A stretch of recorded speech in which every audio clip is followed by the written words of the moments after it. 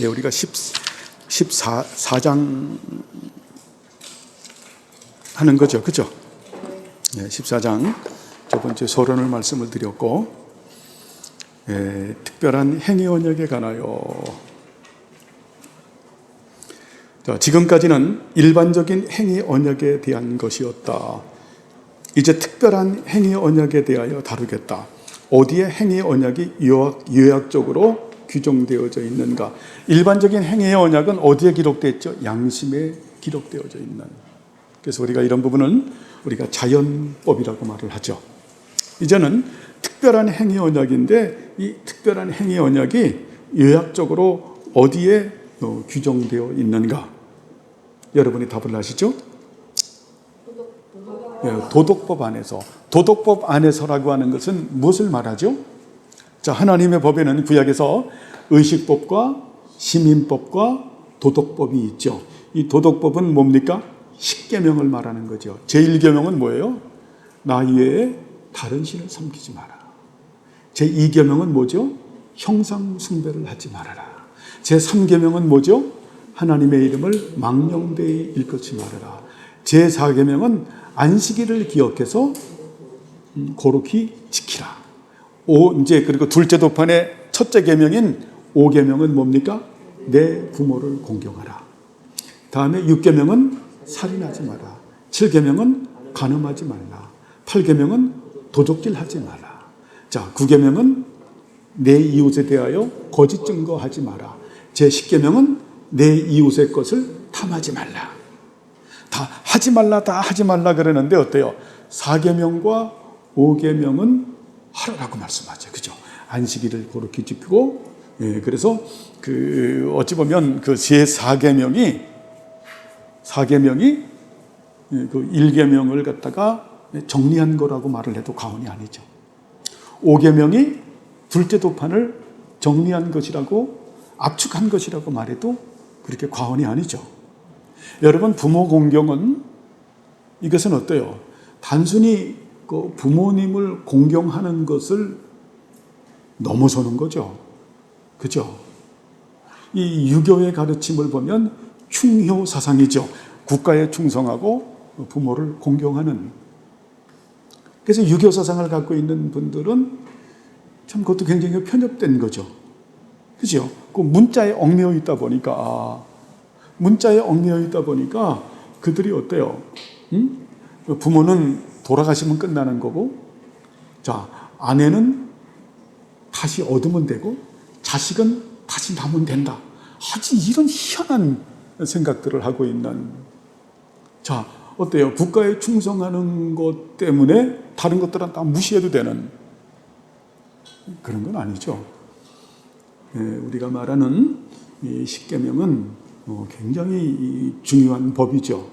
이것은 특별히 도덕법인데 이것은 영원한 거거든요. 하나님 나라 백성들은 영원하게 지켜야 되는 법이죠. 이 부모 공경은 당연히 부모죠. 부모님이죠. 우리도 지금 우리 이점준 성도님 교회 나오시고 이제 아드님, 따님들, 손자까지 다 나와가지고 아름다운 모습을 보잖아요. 우리 어머님을 공경하는, 그죠? 조금만 얼굴이 좀 이상해도 그냥 걱정, 근심하고 그냥 어머니를 그렇게 아끼고 사랑하는 이 모습을 보면서 부모 공경을 하는, 굉장히 우리가 주일날 교회에 오면서 내 부모를 공경하라라고 하는 말씀을 실천하는 걸 보면서 우리가 흐뭇하잖아요. 그죠? 근데 이것은 어때요? 부모 공경을 넘어서는 거죠. 제일 중요한 건 뭡니까? 하나님께서, 이 부모 공경은 하나님께서 세우신 땅의 질서에서 첫 번째 질서죠.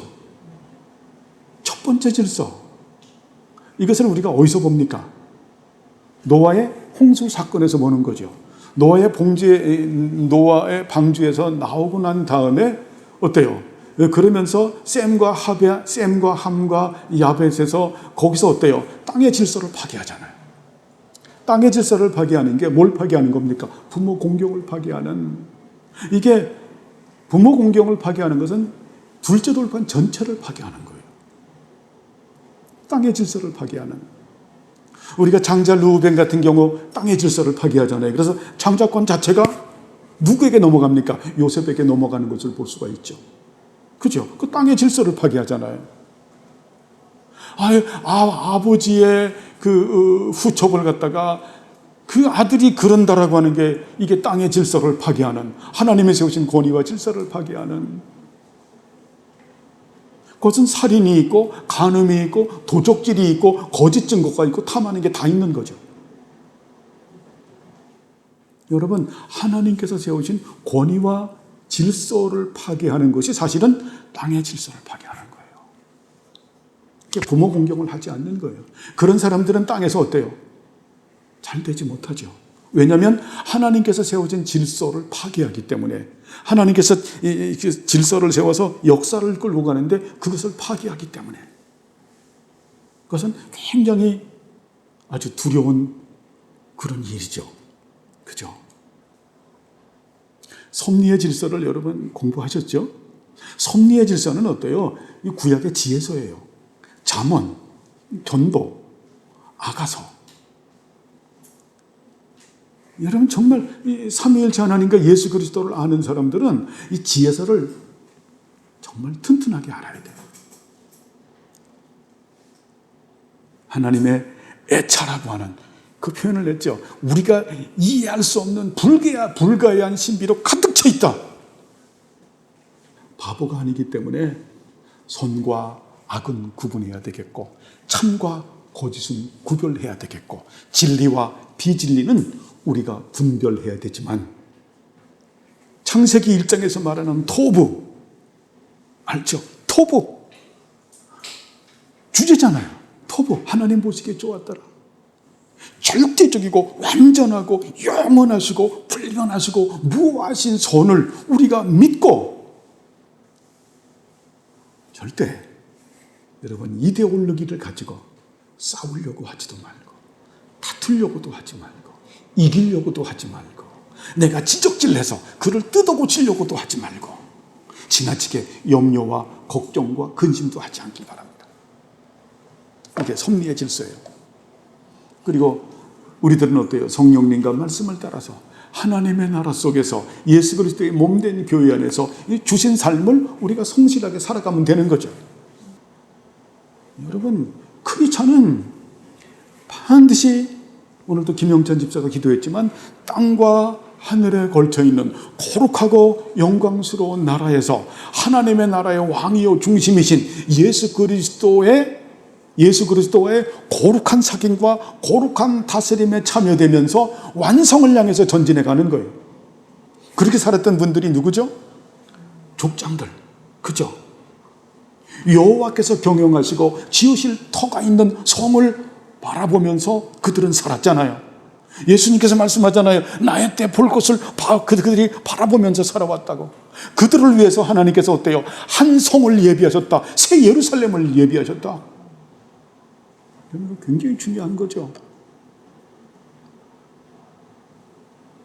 그래서 하나님께서 세우신 권위들을 여러분 존중하는, 그리고 우리가 갖고 있는 이런 지식들은 굉장히 연약한 지식이다. 인간의 관점에서 보는 거예요.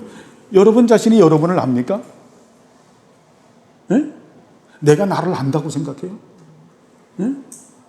나도 나를 모르는데 어떻게 내가 남을 다 안다고 생각합니까? 우리는 얼마나 모순된 존재예요.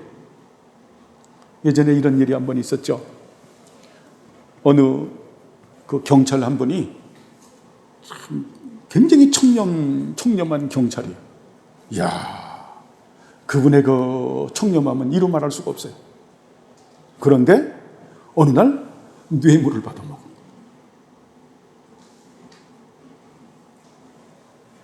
저 죽일 놈, 저 죽일 놈, 저 이중인격자. 전 그렇게 안 봐요. 그분의 10년 동안 헌신은 소중하고 고귀한 거예요. 그리고 또 뇌물을 받아본 것도 그 사람이에요. 그것이 인간이에요. 그죠? 그게 나예요. 인간은 여러분 굉장히 모순된 존재예요. 정치를 보면서 이승만 대통령을 보면서 저는 어때요? 저는 깡패다. 저는 조폭의 두목이다. 한 면에 그런 부분이 있죠. 그러나 또 한 면에는 나라 사랑함이 있죠. 그죠? 있는 거에게 주관적이라고 말할지라도 그 주관적인 걸 어떻게 알겠어요? 여러분, 이런 것들을 가지고 예수 믿는 사람이 싸우지 말라는 거예요. 응? 저는 아팠던 게 박근혜 대통령 나갔을 때 촛불 집회. 야, 나가야 된다고 눈이 벌게서 불법 아니에요. 나가지 말아야 된다고 그것도 불법 아니에요. 그런데 그 두 이데올로기가 막 싸우는 그 모습을 보면서 야, 6.25 때 이래서 아들이 아버지를 죽창으로 찔러 죽이고 아들이 아버지를 이래서 죽창으로 찔러 죽이는 거예요. 여러분, 크리스찬들은 이런 이데올로기를 벗어나지 못하면 하나님께서 세우신 권위와 질서, 이 부모 공경을 못하는 거예요. 저는 병원에 가면 아주 의사에게 저는 깍듯하게 대합니다. 제가 가는 병원은 다양하거든요. 제가 혈압약을 달아갈 때는 너무 내과가 힘들게 해서 가정의학과 새로 했는데 우리 이병무 선생님이에요. 근데 참 그분이 가정의학과 선생님인데 크리스찬이었고 청와대에 그 주치의를 했던 아주 그 스마트한 그 선생님이에요. 그분은 이제 제 신분, 당신도 우리 장인어른들 목사님입니다라고 해서 그런 신분이 아니든 뭐하든 좀 병원에 가면 선생님들 저보다 어린 분들이 많죠. 굉장히 깍듯합니다. 간호사님들, 제가 간호사라고 이름을 붙인 적도 없어요. 간호사 선생님들 정말 수고. 왜? 그들은 어때요? 사회적인 공적 신분을 가지고 있잖아요. 그렇죠? 공적 신분을 가지고 있기 때문에 그들은 어때요? 선생님으로 존경받는 게 마땅한 바죠. 치유의 은사를 가지고 있잖아요. 간호사 분들도 치유의 은사를 가지고 있잖아요. 부모 공경은 그런 부분이에요. 또 뭐가 있습니까? 며칠 전에도 우리 사모님께서 또 선생님이 또 하나 죽었어, 충청도에서. 선생님들이, 이분들이 어때요? 공적 권위를 가지고 있는 분들이잖아요. 어쩌자고 이게 정말 저는 너무너무 슬픈 거예요. 이게 저주받을 나라가 됐네. 군, 경찰, 그리고 어때요? 국회의원들, 장관들, 여러분 존중받아야 마땅한 거죠. 그죠? 그 다음에 그들의 행동은 하나님께 맡기세요. 그걸 가지고 판단을 해서 우리가 재판장이 돼서 함부로 그렇게 하지 말자라는 거예요. 이게 굉장히 중요한 거예요. 우리 이 마음속에는 무서운 죄성 중에 하나가 조항적 반동심이에요. 그렇기 때문에 어떻게든지 어때요? 그 권위에 도전하려고 하는 이게 죄성이에요. 근데 이거를 막는 방법이 중요한 지식이 있어요. 유일한 입법자가 누구라 그랬죠? 예수 그리스도. 영원한 재판장이 누굽니까? 예수 그리스도. 그분이 항상 재판장 위에 예수님께, 법 위에 예수님. 여러분, 그거를 우리가 함부로 비판하고 판단하면 성경에서 뭐라고 말합니까? 네가 입법자냐 준행자냐? 네가 법을 만든 놈이냐? 너는 법을 지키는 놈이냐? 물어보는 거예요. 여러분은 법을 만들었습니까? 아니면 법을 지켜야 되는 사람입니까? 우리들은 법을 지켜야 되는 사람이죠. 근데 법을 만든 사람처럼 오만하고 도도한 자리에, 그건 누구 자리에 서는 겁니까? 예수님 자리에 서는 거죠. 예수님 비켜. 응? 예수님한테 뭐라 그러게? 까불어 나한테 다치려고. 누가 하는 말 비슷하죠? 여러분, 정강우지 욕할 거 못해요. 똑같은 행동을 하면서 정강우를 비웃는 거예요. 우리가 이 십계명은 영원한 도덕법이에요. 결국 여러분, 법을 지킨다고 하는 것은 이것은 굉장히 귀중하고 소중하죠. 그죠? 이 도덕법은 우리가 영원히 지켜야 되는 법이다. 하나님 앞에 우리가 갈 때까지. 자, 그러면 도덕법의 교리는 복음의 교리보다 앞서는가? 대답해 보세요. 자, 이 도덕법의 교리가 복음의 교리보다 앞서는가? 그렇다. 이 도덕법은 어찌 보면 이 율법이라고 말할 수 있거든요. 그러면 율법은 복음보다 앞서는가? 그렇다. 무엇이 앞서는 거죠? 시간적으로 앞서는 거죠. 그죠? 시간적으로 앞서는 거예요. 근데 사실은 어때요? 이거는 도덕법은 복음에 종속된 거죠. 시간보다 앞서는 거예요. 그러면 시간보다 앞서는 이유가 뭔가? 왜 그런가? 자, 여러분 읽어보십시오. 왜냐하면 그것이 복음 전에 있었기 때문입니다. 은혜의 언약이 하나님 안에 감추어 있을 때 순전한 상태의 아담에게 은혜법이 주어졌기 때문입니다. 자, 은혜 언약이 하나님 안에 감추어져 있을 때 순전한 상태의 아담에게 도덕법이 주어져 있기 때문에 그렇다. 이 도덕법이 그 당시에 아담에게 주어진 도덕법이 뭐죠? 자, 에덴 동산이 무엇을 표상한다 그랬죠? 은혜의 왕국, 하나님의 나라, 예수 그리스도의 몸된 교회를 표상하는 거죠. 거기에는 어찌 네 강이 흐른다라고 하는 것은 어때요? 은총을 말하는 거죠. 예? 은혜의 질서예요. 그러면서 선악과를 따먹지 말아라. 그것은 뭡니까? 순종의 질서죠. 여기서 순전한 상태의 아담에게 주어진 도덕법이 뭐죠? 그럼? 선악과잖아요. 그죠? 선악과. 자, 이 행위 언약 안에는 어때요? 은혜 언약이 감추어져 있다고 하는 겁니다. 그죠?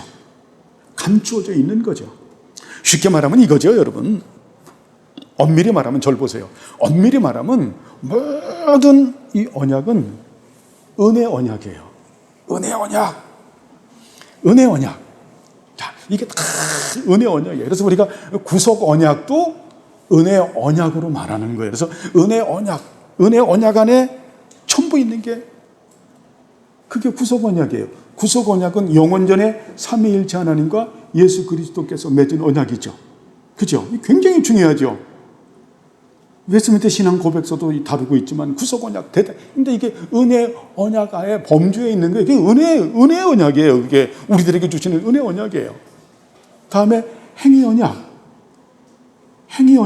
이것도 은혜 언약이죠.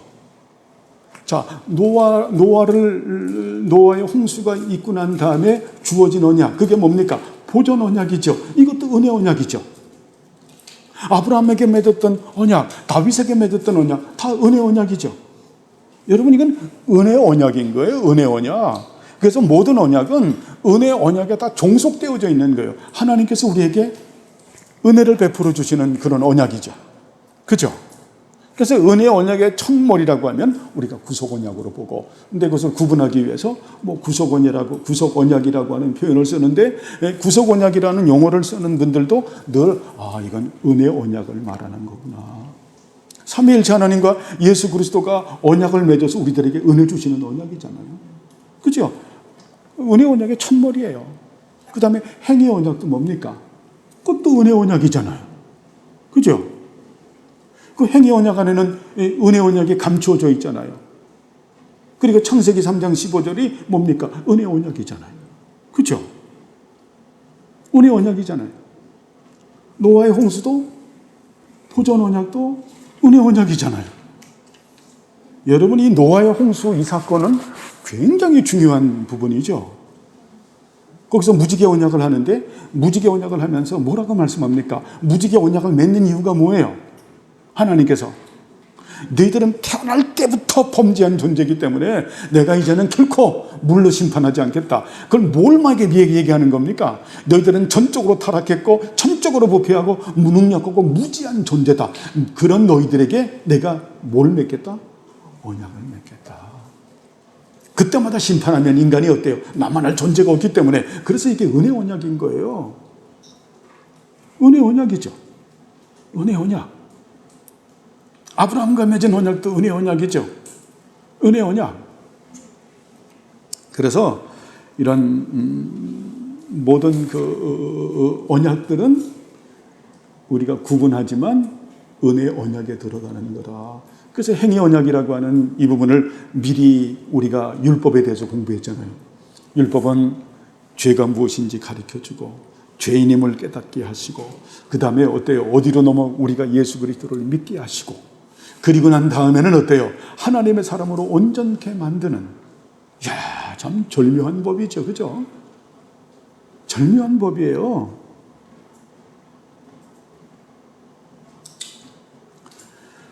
사도 바울이 로마서 7장 24절에서 이렇게 말씀하죠. 오호라, 나는 곤고한 사람이로다. 이 사망의 몸에서 누가 나를 구원해내랴. 지금 자, 이걸 신학자들이 왈가왈부해요. 이것이 지금 바울이 이 말을 썼을 때는 이게 중생한 사람에게 쓰는 것인가 아니면 중생하지 못한 사람에게 쓰는 것인가. 여러분은 어떻게 생각해요? 이게 자연인에게 쓰는 건가 아니면 중생한 사람에게 쓰는 건가? 그렇지. 그거 뭐 신령하네요. 여기서 대신 가르쳐도 돼. 그건 중생한 사람에게 쓰는데 지금 사도 바울이 이 말씀을 쓸 때는 어때요? 굉장한 정말 라반과 같은, 랍비는 개인의 스승이지만 라반은 어때요? 라반의 위치, 대스승의 위치에 있는 그 사도 바울이 이 말씀을 쓰는 거예요, 여러분. 오라 나는 곤고한 사람이로다. 이 사망의 몸에서 누가 나를 구원해내랴. 이야, 참나와 거짓된 나가 있는. 자, 바울이 뭐라고 말해요? 내 마음으로는 하나님의 법을, 그러나 내 육신으로는 죄의 법을 섬기니라. 이런 이중인, 예수 믿는 사람은 여러분 이중인격자예요. 그걸 알아야 돼, 본인이. 예?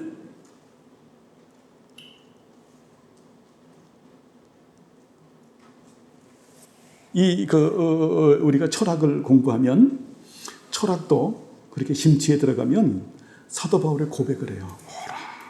나는 곤고한 사람이다. 누가 이 사망의 몸에서 누가 나를 구원해내랴. 그리고 끝나는 거예요. 그래서 거기서 이제 뭐 여러 가지 이점들이 형성이 되죠. 예? 형이상학주의도 생기게 되고 형이하학주의, 그래서 에피큐로스 학파, 뭐 이성주의, 기타 등등 신비주의, 여러 가지 뭐 도덕주의 여러 가지가 생기게 되는데 다 쓸데기 없죠. 왜냐하면 그 로마서 7장 25절에 보게 되면 어때요? 다시 또 그 7장 25절이 내가 하나님 예수 그리스도로 말미암아 하나님께 감사하리로다 쓰고 난 다음에 또 뭐라고 말하냐면 내 영은 하나님의 법을, 내 마음은 하나님의 법을, 내 육신은 무슨 법을 섬기노라? 죄의 법을 섬기노라. 이 말씀도 여러분 잘 이해를 해야 돼요.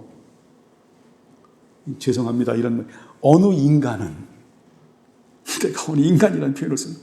어느 인간은 이 말씀을 깨닫지 못하니까 난 예수 믿고 살아야 되겠구나라고 하면서 이 7장 25절과 하반절에 있는 내 마음으로는 하나님의 법을, 내 육신으로는 죄의 법을 섬기노라라고 하는 것을 말했기 때문에 나는 마음으로는 하나님의 법을 섬기지만 육신으로는 죄의 법을 섬기고 살 수밖에 없는 그런 존재다라고 생각하면서 계속 죄 짓고 사는 거예요. 그러니까 국어 공부를 안 한 거죠. 제가 우리 주성이한테 그런 얘기를 했어요.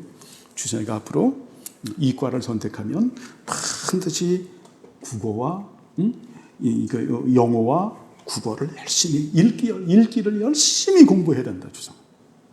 읽기를 못하면 네가 나중에 이과의 대가가 되고 소갈머리 없고 주변놀이 없는 사람이 된다.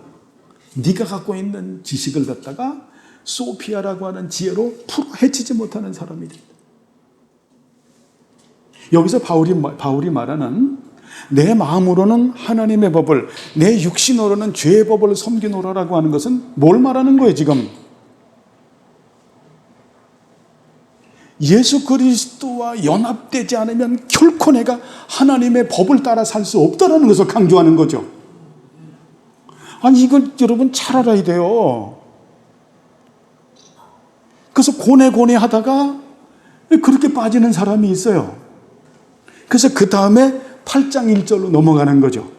그리스도 예수 안에는 결코 정죄함이 없나니 생명의 성령의 법이 죄와 사망의 법에서 해방됐다. 그것이 어때요? 예수님과 연합되는, 그렇죠? 이런, 지금은 그 로마서 시간이 아니기 때문에 말씀을 드립니다. 이것처럼 우리에게는 이러한 은혜의 법이 우리에게 주어진 거예요. 은혜의 법. 은혜의 법. 그래서 예수 그리스도와의 연합이 되지 않으면 여러분 안 되는 거죠. 인생이 여러분, 오라 나는 곤고한 사람이라다 이 사망의 몸에서 누가 나를 구원해내려 하고 통탄하는 거 귀한 건데 거기서 멈춰버리게 되면 심각해지는 거예요. 이거는 그 오라 나는 곤고한 사람이라다 이 사망의 몸에서 나를 구원해내려, 어찌 보면 행위 언약 같아요. 이거는 조금 잘해서 들어야 돼요. 이거는 뭐냐면은 마치 몽학 선생 같은 유치원 교사식의 법이 돼야 돼요. 그래서 이것이 어디로 끌고 가는 겁니까? 예수 그리스도에게로. 그렇죠? 예수 그리스도에게로 들어가야 되는 거예요. 예수 그리스도에게로. 이 곤고한 사람에서 해방되는 길은 예수님 안으로 들어가는 수밖에 없는 거예요. 그렇게 되지 않으면 하나님의 법, 행위 언약, 이거하고 물 건너 간 거예요.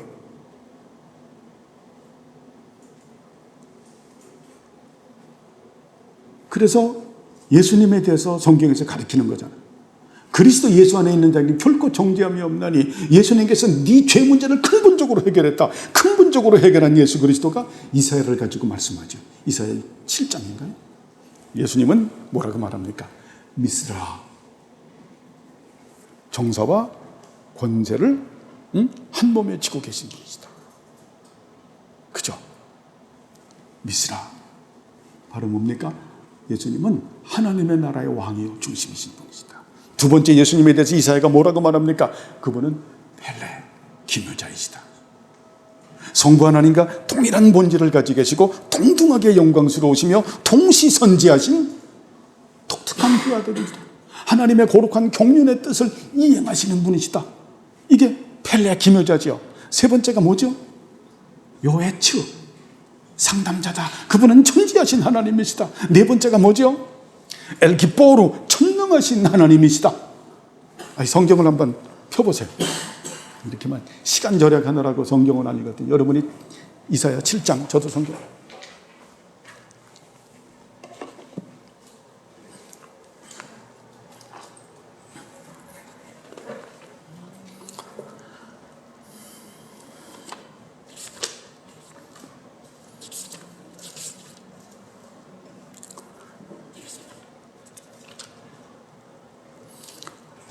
성경이 저도 바뀌어지다 보니까 잘 못 찾네.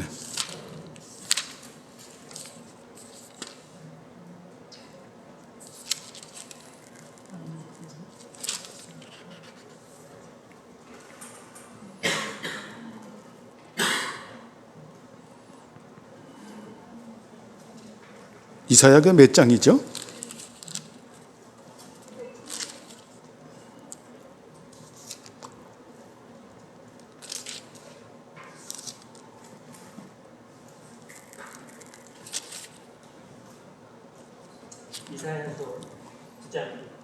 예, 9장인가요? 예. 맞아요. 이사야 9장 6절, 7절 말씀 다 같이 읽어보십시다. 자, 시작. 이는 한 아기가 우리에게 낳고 한 아들을 우리에게 주신 바 되었는데 그의 어깨에는 정사를 메었고 그의 이름은 기묘자라, 모사라, 전능하신 하나님이시라, 영존하시는 아버지라, 평강의 왕이라 할 것입니다. 아멘. 6절 보면 어때요? 그의 어깨는 뭘 메었고? 정사를 메었고. 이게 뭐냐면 미스라라고 하는 거예요. 정사와 어깨를 한 몸에 메신 분이시다. 응? 그것이 뭐냐면 하나님의 나라의 왕이요 중심이신 분이시다. 그 이름은 기묘자라 텔레. 아까 설명했죠. 모사, 요에츠, 전지하신 하나님이시라. 그분은 어때요? 예수님은 전능하신 하나님이시라. 엘기뽀르. 또 그분은 어때요? 영존하시는 아버지라. 아비아드. 영존하신 아버지, 영원한 아버지. 평강의 왕이라. 이건 사드 살롬, 평강의 황태자, 평강의 왕이라. 지금 절 보세요. 사도 바울은 바로 이사야 9장에서 9장 6절에서 말하는 예수님을 말하는 거죠. 그분은 어때요? 6월절 어린 양이신 분이시죠. 그죠? 속죄제와 속건제와 화목제물로 우리의 모든 죄를 사하시고 하나님과 화목하게 하신 분이시죠. 또 그분은 어때요? 아사셀 염소잖아요. 2마리 잡아가지고 염소 하나에다가 어때요? 안수하고 이렇게 내보내는, 그래서 절벽 밑에서 떨어뜨리는, 우리 죄를 갖다가 완전히 어때요? 옮기시는. 또 예수님은 아비아드, 영존하시는 아버지, 영존하시는 아버지에 대해서 시편에서 말씀하잖아요. 우리의 체질을 아시는 하나님, 우리의 죄를 통해서 서로 옮기시는 하나님이시죠. 예수님은 또 어때요? 엘기뽀로 전능하신 하나님이시죠. 전능하신 하나님, 우리 안에 내주하시면서 우리의 죄를 짓밟아 버리시는 분. 자, 우리가 좀 있으면은 이제 홍해바다 공부할 건데, 바로의 군사들을 홍해바다에 수장시키시는 분이시죠. 우리 안에서. 여러분, 이게 굉장히 중요한 거예요.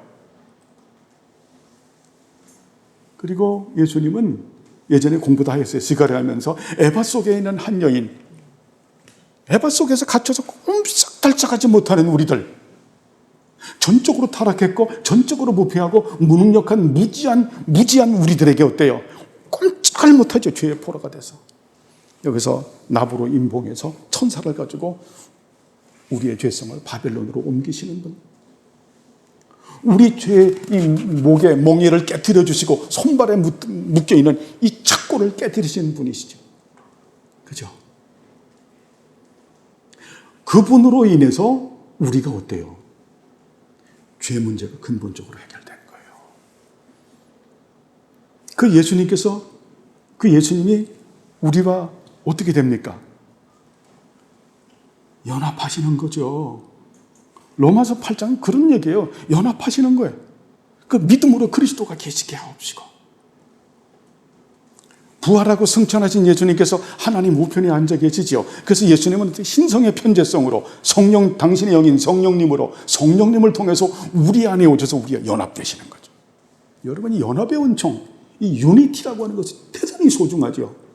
믹서가 아니에요. 유니트, 이 연합이 된. 그리고 아버지와 아드님께서 성령님을 보내서 성령님이 우리 안에 내주하시면서 우리를 도우시는 분이시죠. 이게 지금 로마서 8장에서 그 말씀하는 거예요, 다.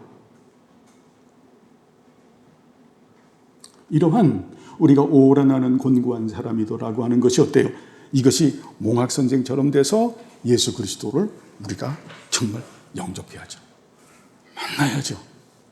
연합이 돼야죠. 그리고 성령님을 따라 사는 거죠. 그죠?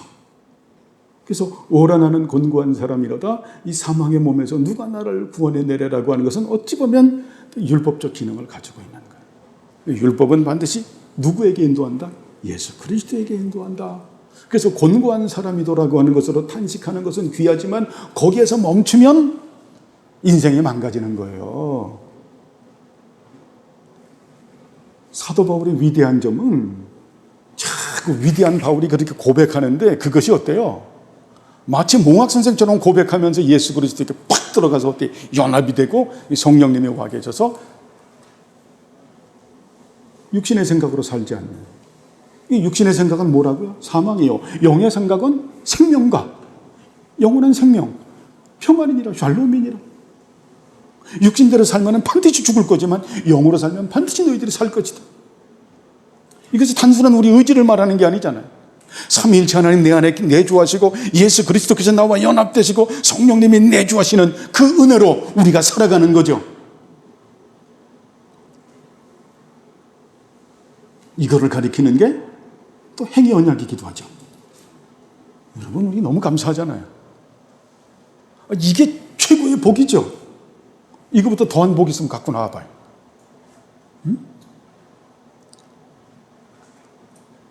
삼위일체 하나님께서 내 안에 계시고, 예수 그리스도가 나와 연합되시고, 성령님이 내 안에 내주하셔서 내 선생님으로, 나의 보호자로, 나의 위로자로 계시는. 제가 아까 민정이 형제도 그런 얘기했어요. 예수 믿고 적당히 외로워지는 거 감사하세요. 친구들 떨어지는 거 감사하세요. 그러나 고독은 이 죽음에 이르는 병인데 이것을 잘 이겨나가시길 바랍니다. 잘 이겨나가시길 바랍니다.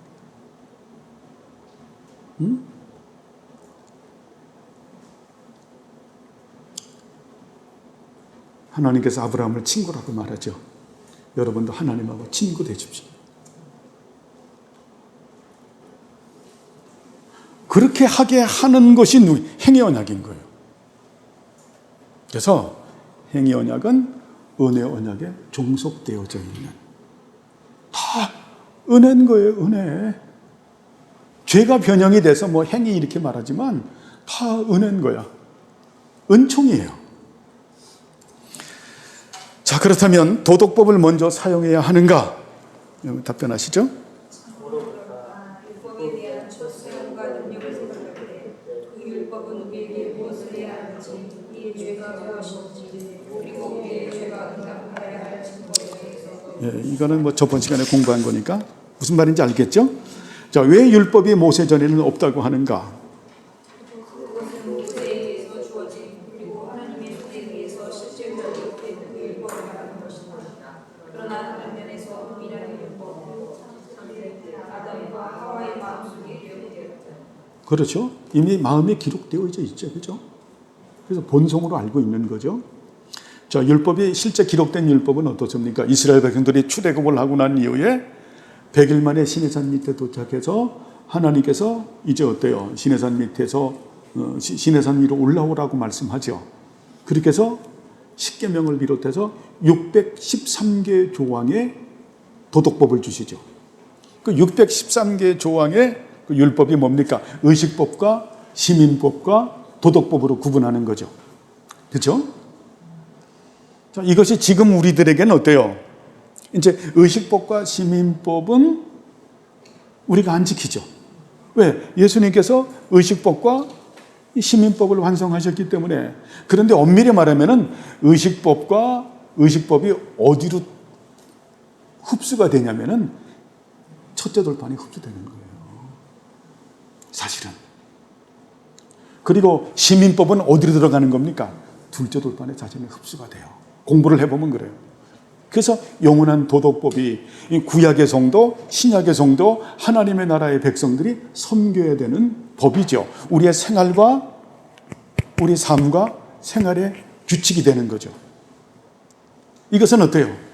지금 말하는 것은 이것은 어떤 문서로 주어지기 전에 이미 하나님께서 아담과 하와의 마음에 심은 거죠. 자연법으로 심어 있는 거죠. 예수 안 믿는 사람들도 자연법에 심겨져 있죠. 양심이라고 하는 법에 심겨져 있잖아요. 그죠? 그래서 그들이 어때요? 이렇게 살면 안 되는데. 그래서 도덕적인 사람들은, 윤리적인 사람들은 양심의 법을 지키면서 살아가는. 그래서 그 양심의 법을, 자연법을 지키지 못하는 사람들을 보면서 어때요? 그래서 이 자연법이라고 하는 것은 합리적인 이성의 법이에요. 양심의 법이에요. 그리고 그 당시에 관습법으로 세워진 실정법이죠. 그죠? 거기는 그 관습법이라고 표현해서 뭐한데, 그 대륙법도 있고 관습법이 있는데, 그 실정법이죠. 이런 것들이 자연법이잖아요.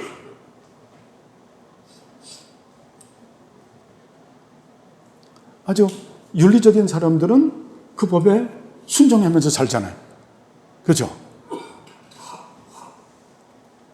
그래서 아담과 하와의 마음속에 기록이 되었다. 그래서 우리들은 이 양심의 법도 잘 지켜야죠. 이 선한 양심을 버리면 어때요? 사도 바울이 믿음에서 파손한다. 왜냐하면 이 선한 양심이라고 하는 것은 어때요? 하나님의 법을 갖고 있는 법이잖아요. 근데 어때요? 이 선한 양심을 버린다고 하면 믿음에서 파산되죠. 그죠? 여러분, 그 초대 교회사를 보면 크리스찬들이 많이 순교를 당하거든요. 초대교회 성도들이. 그런데 그렇게 순교를 당하면서도 어떤 일이 벌어져요. 많은 사람들이 기독교로 개종을 하거든요. 심지어는 왕들도 개종을 해서 313년이라고 하는 밀라노 칙령으로 인해서 이제 박해하는 것이 중지가 되죠. 그러면 그 초대교회사에 보면 그들이 왜 개종을 했을까?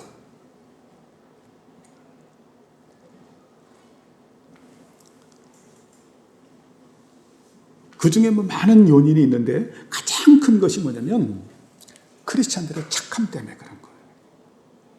착함. 정말 이 사람들은 너무 착한 거예요. 너무 착한 거야. 아니, 어떻게 저렇게 죽이면 저렇게 착할 수가 있지? 세상 사람들이 볼 때는 완전히 바본데 너무 착한 거예요. 그 착하다라고 하는 이 부분은 여러분 선한 양심을 가지고 살았다라는 이런 부분도 있는 거예요. 예수 믿는 사람은 여러분 착한 사람이에요. 그래서 모든 착함과 의로움과 진실함을 가지고 있는 사람이 크리스찬이죠. 그죠?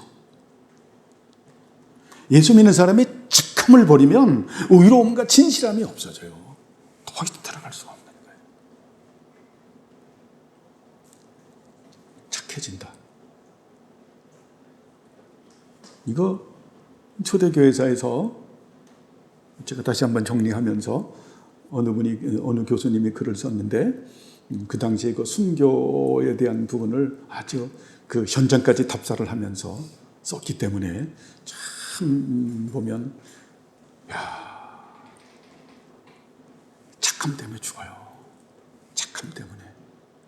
착함 때문에 반해요.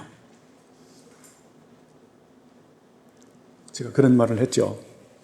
우리가 하나님을 아는 지식이 교리거든요. 교리학이에요. 교리와 우리 기독교는 교리학이죠. 칸트는 이성으로 인식하니까 어때요? 그래서 윤리학이에요. 그래서 그게 말하는 신은 윤리학이에요. 그래서 그가 말하는 종교는 그래서 신탐탁파는 다 윤리적 종교로 만드는 거예요. 17세기 이후에 보면 제가 한번 얘기했잖아요. 교리와 윤리는 구분할 수 있지만 분리돼서는 안 된다. 교리 없는 윤리는 존재하지 않고 윤리 없는 교리도 존재하지 않는다. 항상 양극단으로 가게 되면 어때요? 솔라가 없는 거예요. 아시겠죠? 그죠? 이 착한 거. 하나님이 우리 마음에 심어준 이런 어때요? 양심의 법. 또 우리에게 주어진 이 성문법. 자, 그러면 다음에 도덕법은 무엇인가?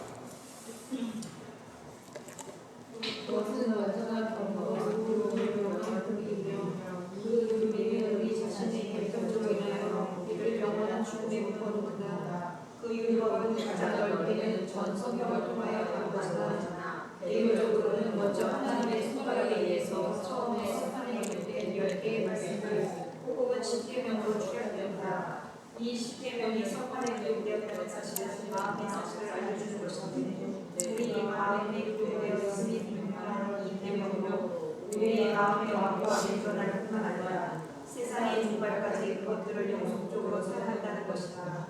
그리고 우리 구주이신 그리스도에 대해서 모든 율법을 전체적으로 담고 있는 그것의 계명으로 이미 전번 페이지에서 우리가 율법에 대해서 공부했죠. 그죠?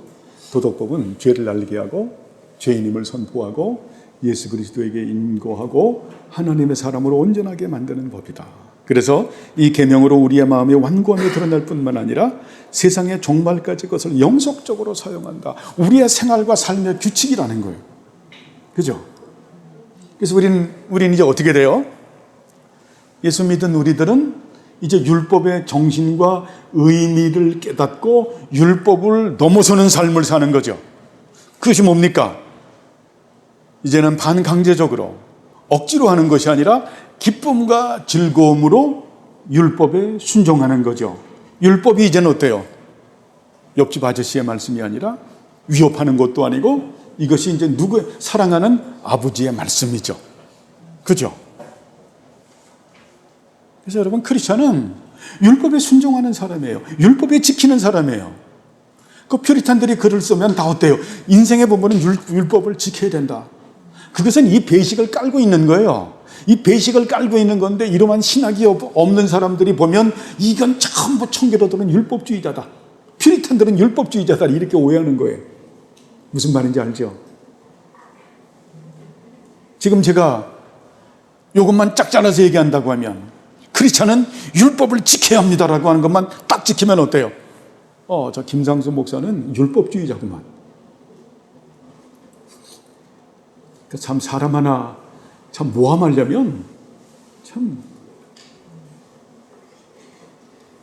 크리스찬은 예수 그리스도를 믿고 난 다음에는 성령께서 율법의 정신과 의미를 깨닫게 해요.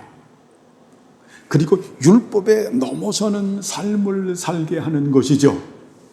그래서 율법에 순종하는 거예요. 내가 율법에 순종함으로 인해서 복을 받는 것도 아니고 율법에 순종함으로 인해서 천국 가는 것도 아니에요. 율법이 이제는 뭡니까? 아버지의 말씀. 제가 너무너무 감동했던 부분, 하나님의 법이 종노릇해서 우리에게 주어진 게 성경이다. 제가 그걸 얼마나 감동을 했는지 몰라요. 헬만 바빙크 선생님이 말씀한 건데 하나님의 절대적인 계시가, 영원한 계시가 인간이 알아들을 수 있도록 인간의 영으로 낮아지셔서 우리에게 주신 것이 성경입니다 하는데 제가 뒤로 자빠졌어요.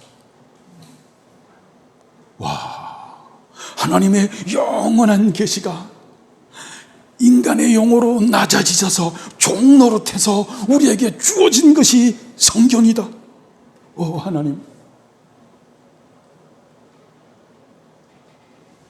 저한테 꽉 깨달아지는 게 이래서 성경은 하나님의 속성의 발현이고 하나님의 인격이고, 그래서 무엇이다, 세원 하나님이다, 홀로고스 그 말씀은 그 하나님이다. 그래서 예수님의 위격이 영원한 말씀이요 생명의 말씀인 거예요. 믿습니까? 우리는 율법에 순종해야 되는 거예요. 율법 순종이라고 하는 무슨 말인지 알죠? 율법을 지킴으로 말미암아 의로워지는 게 아닌 거죠. 이런 걸 넘어서야죠, 이제는. 그죠? 넘어서야 되는 거예요, 이제는. 이제는 하나님 말씀에 순종하는 것을 내 인생의 본분, 기쁨으로 삼고 살아가는 거죠. 시편 1편에서 말씀하는 것처럼 율법을 즐거워하여 주야로 묵상하는 자로다. 여러분, 그게 야슈레이, 올곧은 자, 야슈아르가 올곧다라고 하는 거거든요. 그래서 거기서 복 있는 자가 야슈레이, 올곧은 사람은, 복 있는 사람은 그런 자다. 율법을 즐거워해서 주야로 묵상하는 자로다. 이런 은혜가 있어지길 바랍니다. 그는 어때? 시절을 쫓아 과실을 맺으며 시절을 쫓아 성령의 열매를 맺는다라는 거죠. 여러분, 성령의 열매가 9가지 열매죠. 해볼까요? 사랑과 희락과 화평과 오래 참음과 자비와 양선과 충성과 온유와 절제라는 열매인데 이것이 한 열매죠. 여러분, 성령님을 따라 산다라고 하는 것은 어떻게 사는 거예요? 공부했잖아요. 그죠? 날마다 자신을 십자가에 못 박고, 그리고 어때요? 율법에 넘어서는 삶을 살고 하나님 나라 속에서 살고 성령의 열매를 맺는 삶이죠. 그죠? 성령의 열매를 맺기 위해서 호크마, 무사로, 매진마 이런 부분 가지고 가르쳤죠. 그죠? 그러면 여러분 성령을 따라 산다. 이 성경에서 말씀하는 저는 이제 포괄적으로 말씀했던 거고 성령을 따라서 산다라는 삶이 뭘까요? 갈라디아 지금 육체를 따라서 사는 삶은 뭘까요? 사도 바울이 뭐라고 말합니까? 육체를 따라 살면 사망이요. 그 사망은 하나님과의 관계가 끊어지는 거예요. 여러분 예수 믿고 하나님의 자녀가 됐는데 육체를 따라 살면 하나님하고 관계가 끊어진 것 같은 삶을 하나님께서 그냥 내어버려 두시는 거예요. 그래서 꼭 자신이 아이고 나 지옥 갈 것 같아. 나 진노의 자식이야. 저주의 자식이야. 나는 배도와 배교자야. 막 애통하고 그러면서도 어때요? 돌아오지 못하는. 그것을 하나님께서 거저 내어버려 두시죠. 진노의 징계로. 근데 반드시 돌아와요. 근데 육체의 법을 따라 살게 되면 여러분 육체의 법을 따라 사는 것을 사도 바울은 뭐라고 말합니까? 푸시키코스가 아니라 불신자가 아니라 사르키코스라 그러죠. 이 사르키코스로 살게 되면 위험성이 몇 가지가 있어요. 첫째는 뭐냐면 굉장히 그 사람이 어때요? 예? 비참한 삶을 사는 거예요. 수치와 치욕과 굴욕적인 삶을 사는 거예요. 그걸 언제 깨닫냐면 거기서 벗어날 쯤 돼서 깨달아요. 그 육체의 소욕이 깡그리 타야 되거든요. 재처럼 다 타야 돼요. 그게 여러분 안 꺼져요. 불이 한번 붙으면은 육체 소욕에 불이 붙으면은 그놈은 게 깡그리 타. 그 깡그리 타도록 주님은 제가 지금 웨스트민트 신앙 고백서를 쉽게 표현하는 겁니다. 깨닫게 하기 위함인데 그게 다 타고 연소가 되면 자, 요번에 하와이에 불나서 깡그리 탔죠. 깡그리 타고 나니까 우리가 뭘 느껴요? 저렇게 허망할 수가? 깡그리 타고 나면 인간은 뭘 느끼냐면 이게 너무 수치스럽고 치욕스럽고 굴욕적인 삶을 살았다. 그걸 깡그리 타고 나서 느끼는 거예요. 두 번째는 왕창 타니까 어때요? 집들이 다 날아갔어. 하나님을 아는 신령한 지식들이 파괴돼요. 하나님을 사랑하는 이 신령한 성품이 망가져요. 감사와 순종과 헌신과 섬김이라는 게 망가져요. 영혼과 육체가 망가지더라라고 하는 거예요. 그리고 하나님 나라 속에서 완성을 향해서 전진해가는 것이 굉장히 흐려져요.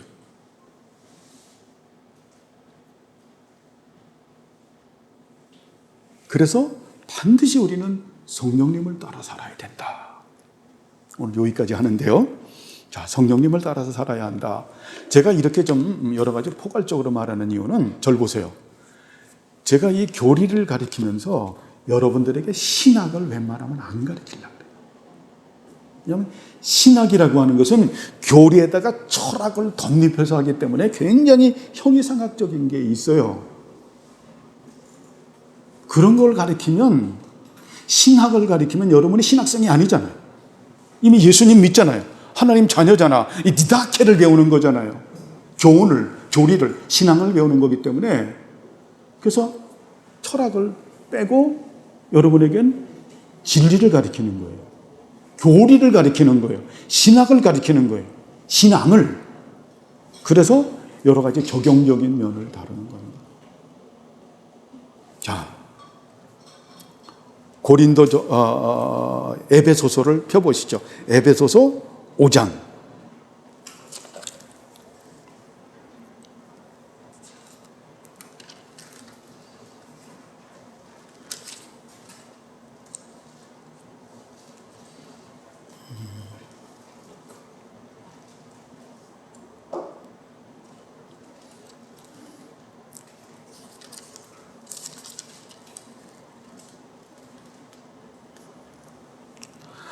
미안합니다. 갈라디아서네요. 이게 성경 하나를 바꾸니까 그냥 뭐 갈라디아서 여기 육체의 일과 성령의 열매라고 이렇게 잘 표현하고 있는데, 자, 먼저 육체를 따라 사는 삶은 어떤 삶인가? 바울이 육체의 법이라고 하는 것을 갈라디아서에서 잘 아주 너무 친절하게 가르치죠. 자, 16절에서 먼저 21절까지 읽어보시죠. 자, 시작. 내가 이르노니 너희는 성령을 따라하라. 그리하면 육체의 욕심을 이루지 아니하리라. 육체의 소욕은 성령을 거스리고 성령은 육체를 거스르나니 이 둘이 서로 대적하므로 너희가 원하는 것을 하지 못하게 하려 함이니라. 너희가 만일 성령이 인도하시는 바가 되면 율법 아래에 있지 아니하리라. 육체의 일은 분명하니 곧 음행과 더러운 것과 포색과 우상숭배와 주술과 원수를 쓰는 것과 분쟁과 시기와 음행과 당신 있는 것과 분열함과 이단과 후미와 술취함과 방탕함과 전에 너희에게 경계한 것 같이 경계하노니 이런 일을 하는 자들은 하나님의 나라를 유업으로 받지 못할 것이요. 아멘. 바로 육체의 소욕. 절 보세요. 우리의 반쪽아리는 딱 나누면 돼요, 여러분. 쉽게 생각, 우리의 반쪽아리는 이렇게 살길 원해. 이게 사륵스예요. 우리 반쪽아리는, 예? 그래서 이 사륵스라는, 이 사륵스를 쉽게 말하면은 우리가 구약하는 자라야, 율법의 낯선 여인이에요. 이건 사륵스. 또 어때요? 죄의 부패성과 오염성. 세 번째는 뭐죠? 에고, 오만한 자. 네 번째가 뭐죠? 악하고 음란한 습성. 다섯 번째가 뭐죠? 산당숭배, 사상적 타락의 습성. 여섯 번째가 옛주인을 따라 살기를 원하는 정서와 권세와 이 어둠의 세상 주관자들과 공중 권세를 잡고 있는 사탄에게 내 자신을 쉽게 내어주는, 마치 광야, 이스라엘의 광야 백성들이 나가서 살기 힘드니까 어때요? 옛주인 바로에게 돌아가서 거기서 노예로 살았지만 잘 먹고 잘 살고 싶다. 똑같은 심정이에요. 그거를 갖다가 말하는 거죠. 음행과 더러운 것과 호색과 우상숭배와 주술과 원수 맺는 것과 분쟁과 시기와 분냄과 당짓는 것과 분열함과 이단과 투기와 술 취함과 방탕함과 또한 그와 같은 것들이라. 포괄적으로 말하죠. 전에 너희에게 경계한 것 같이 경계하노니 이런 일을 하는 자들은 하나님의 나라를 유업으로 받지 못하는 거죠. 우리 반쪽아리는 여러분, 이걸 굉장히 추구하고 사랑하는 거예요. 육신의 법으로는. 또 하나는 성령의 법을 따라가는 건 뭘 말하나? 자, 22절과 23절 읽어보시죠.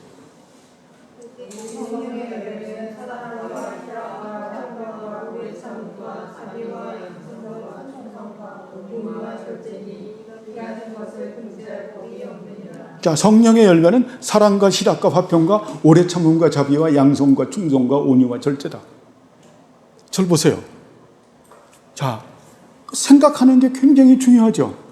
로마서 8장에는 계속 너희들이 어떤 생각을 하고 사느냐. 로마서 8장을 한번 펴보죠. 로마서 8장 1절부터.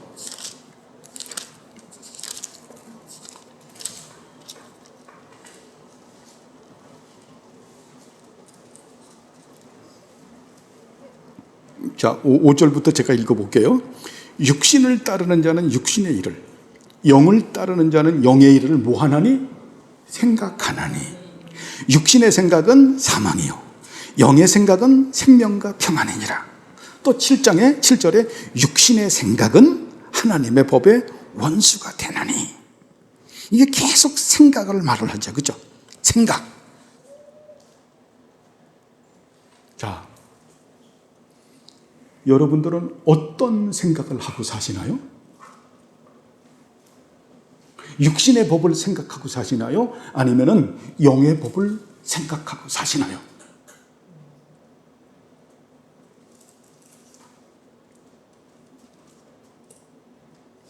다시 한번 말씀드리지만, 육신의 생각을 하고 살면 육신의 법을 따라가서 결국은 그 그 법을 따라가는 사람들은 사망이라고 하는 이런 아주 무서운 진노 가운데 거하게 돼요.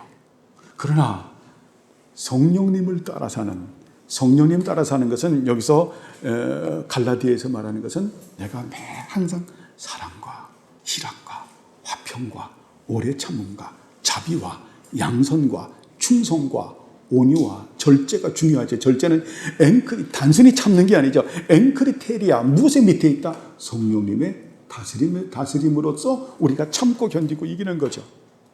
그런 사람들은 뭐가 있다? 생명, 영생을 말하는 거죠. 삼위일체 하나님과 예수 그리스도의 거룩한 사귐과 다스림에 참여되면서 살고 샬롬, 평강의 은총 가운데 있어지게 된다. 그러나 육신의 법을, 조금 아까 말했던 육신의 법을 따라가게 되면 우리는 어때요? 아주 수치스럽고 치욕스럽고 굴욕적인 삶을 사는 거예요. 여러분, 신분에 절대 어울리지 않는 거예요. 그래서 몇 번 제가 비유적으로 말씀했죠. 나를 입양했는데 우리는 어때요? 하나님의 자녀라는 하나님 나라의 그 왕족이에요. 왕의 신분인 겁니다. 그냥 버킹엄 궁보다도 더 으리으리한. 근데 저녁만 되면 몰래 담 넘어와서 어때요? 옷을 갈아입고 사창가에 가서 그 못된 짓을 하고 노름판에 가서 그 못된 짓을 하고 남의 집에 몰래 들어가서 좀도둑 노릇을 하는. 그리고 밤에 몰래 살금살금 기어들어와서 자는 척하다가 아침에 일어나는. 아버지는 어때요? 거기서 CCTV로 전부 다 보고 있는데 아주 수치스럽고 치욕스럽고 굴욕적인 삶을 산다. 영혼과 육체가 망가지는 거예요. 하나님을 아는 지식, 지적인 거, 정적인 거, 의지적인 거, 육체에 속해 있는 그렇지 않아요? 고추 먹고 맴매매해요. 변하지 않아. 더 무서운 것은 하나님의 나라 속에서 환상을 향해서 전진해 가지 못한다. 이것을 끊어내는 방법은 뭐밖에 없어요. 예수 그리스도. 아까 말했던 이사야 9장 6절의 말씀에 오는 예수님을 알고 예수님의 유월절 양임을 알고 어때요? 정말 매 달려서 여러분 야곱이 야복강에서 한번 죽은 것처럼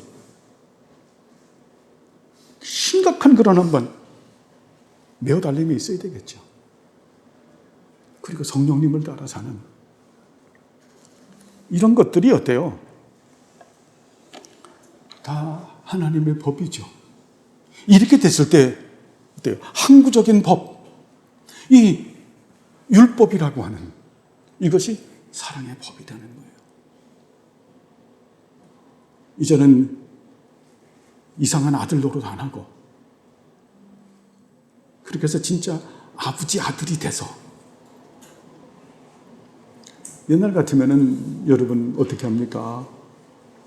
세자들 같은 경우에는 누가 달라붙어요? 보통 2조 참판이 달라붙어가지고 가정교사로 달라붙어가지고 아침 시간이요, 점심 시간이요, 저녁 시간이요 공부 가르치잖아요. 그죠? 공부 열심히 해서 어때요? 왕의 제목으로. 그래야 무엇을 다스리니까? 나라를 다스리니까. 여러분도 똑같은 거예요. 그거 공부 안 하겠다고. 응? 지금 3시 넘었는데 목사님 안 끝낸다고. 뭔 소리입니까? 에? 참 옛날에는 정말 성경 공부하면 3시. 이거 왜 안 끝내? 열심히 공부해야죠. 열심히 공부해서 그런 왕으로서의 그 자질을 알아야 될 거 아닙니까? 알아야 면장도 한다 그러는데 알아야 내 속에 있는 걸 죄를 보면서 뜯어 고치고 변화가 돼서 어때요? 응? 진짜 왕족으로 살아가야 될 거 아닙니까? 그렇죠? 그렇게 하는 법이 무슨 법이다? 도덕법이다. 십계명이다. 그 십계명은 굉장한 은혜의 법인 거죠. 그죠? 하나님의 법은.